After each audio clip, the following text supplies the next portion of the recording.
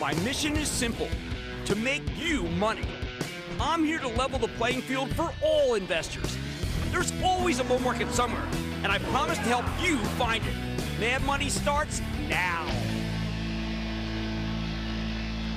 Hey, I'm Cramer. Welcome to Mad Money. Welcome to Cramerica. Other people want to make friends. I'm just trying to make a little money. My job is not just to entertain you, but to educate and teach you. So call me at 1-800-743-CNBC or tweet me at Jim Cramer. How could the conventional wisdom be so darn wrong about the cyclical stocks? They're supposed to be the worst stocks going into a Fed-mandated recession, not the best ones. Not anymore, though. Somehow they've become the true winners in this crazy moment. How is that possible? Because these are not your father's cyclicals. That's why. And if you're old enough to be a father or a grandfather, you better spend some time figuring out the new reality, or else you'll keep missing the moves. Notice, I said keep, because the hottest stocks now used to be the coldest stocks back at this point in the cycle when I was younger. Although the stocks took a breather today, Dow dipping 58 points, the S&P inching up 0.14%, NASDAQ actually gaining 0.4%. These all came from a much lower level. It was a nice snapback.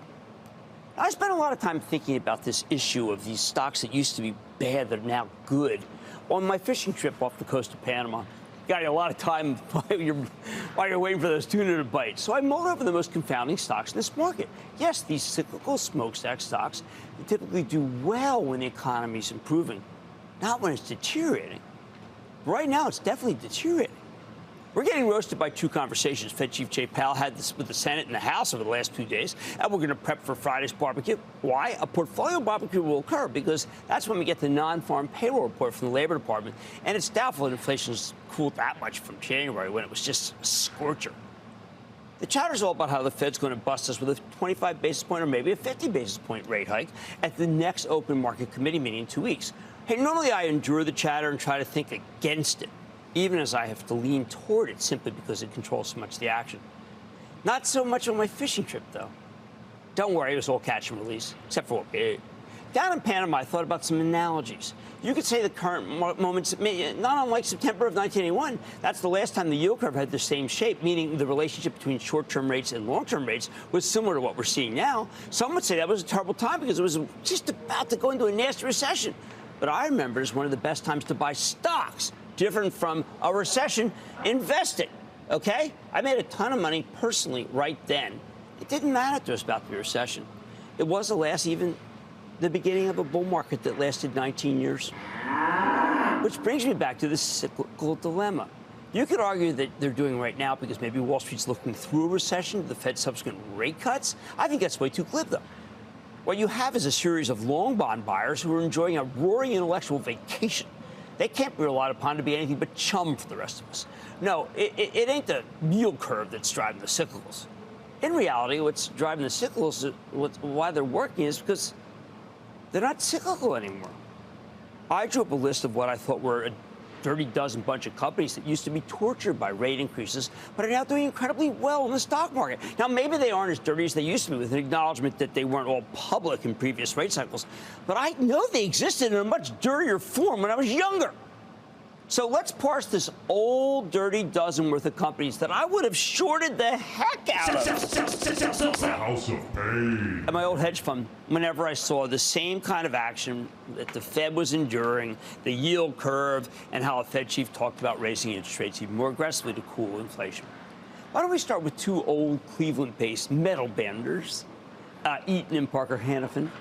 I always used to bet against Eaton going into recession because it made a bunch of connectors and gauges and valves and a lot. Their old business would get killed right about now, and you would expect Eaton, the stock, to look like this.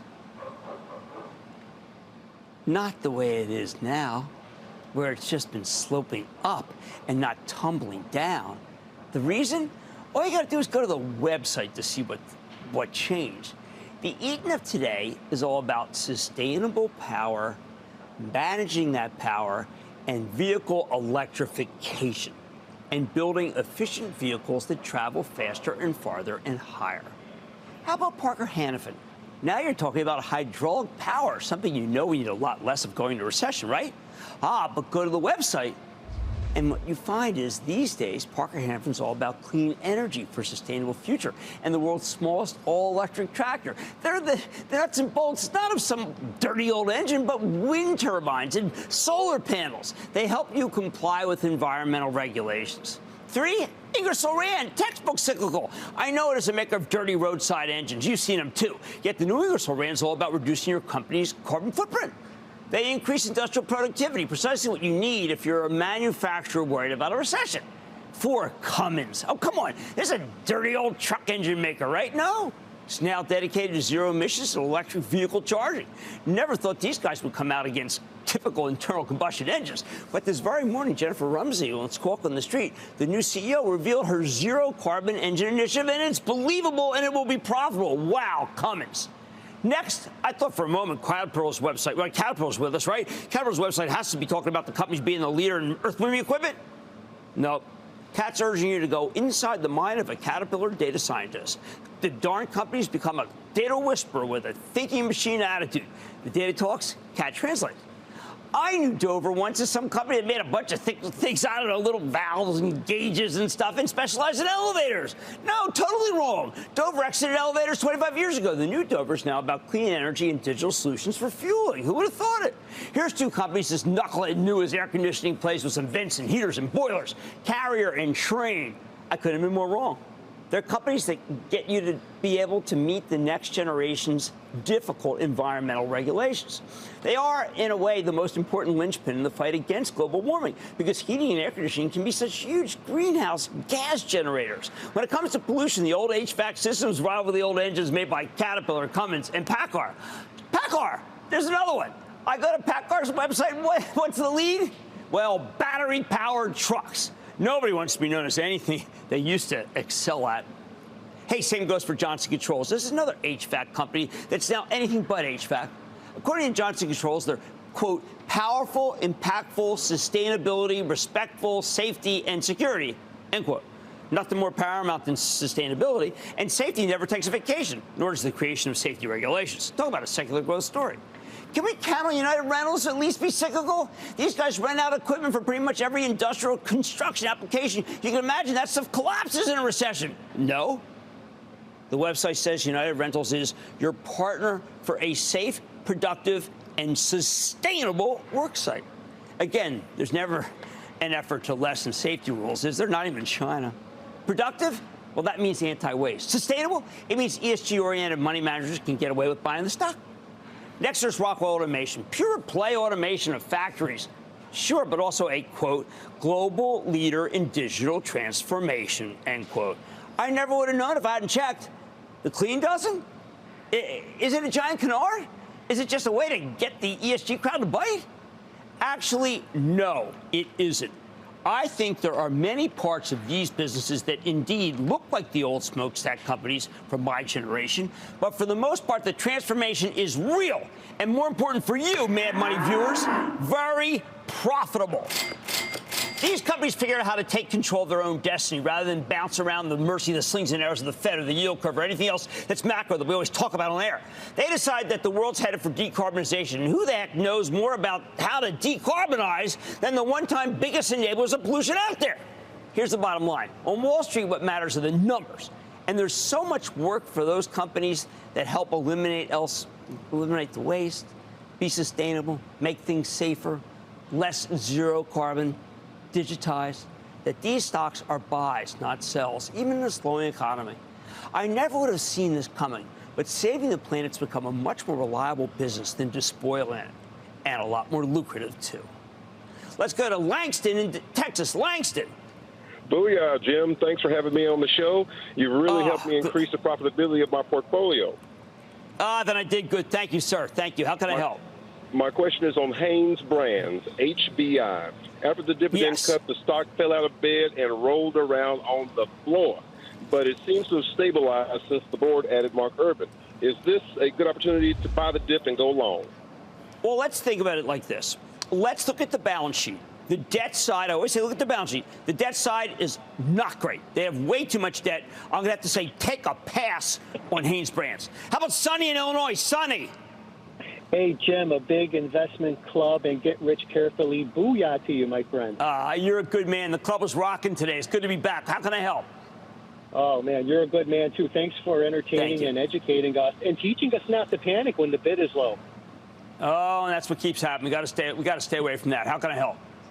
All right. Well, I'm very interested in the EV market, and I know Tesla is a dominant player, which is why I like this next company, who's run by the brilliant Peter Rawlinson, who designed the Tesla Model S, and they're backed by the Saudis, who own 60% of the company.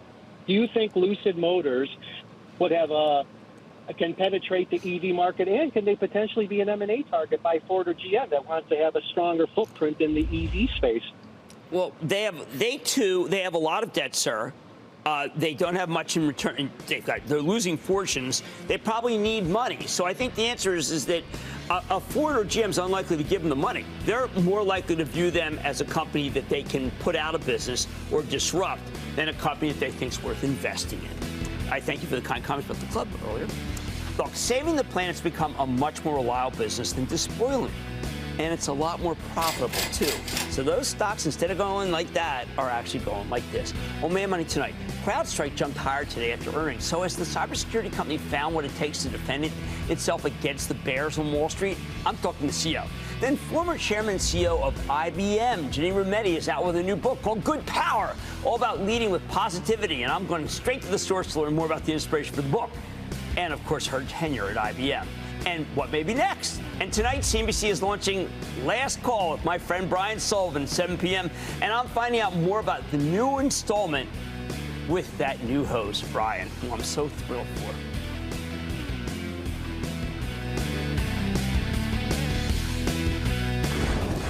Don't miss a second of Mad Money. Follow @Jim Cramer on Twitter. Have a question? Tweet Cramer. #MadTweets. Send Jim an email to madmoney@cnbc.com or give us a call at 1-800-743-CNBC. Miss something? Head to madmoney.cnbc.com.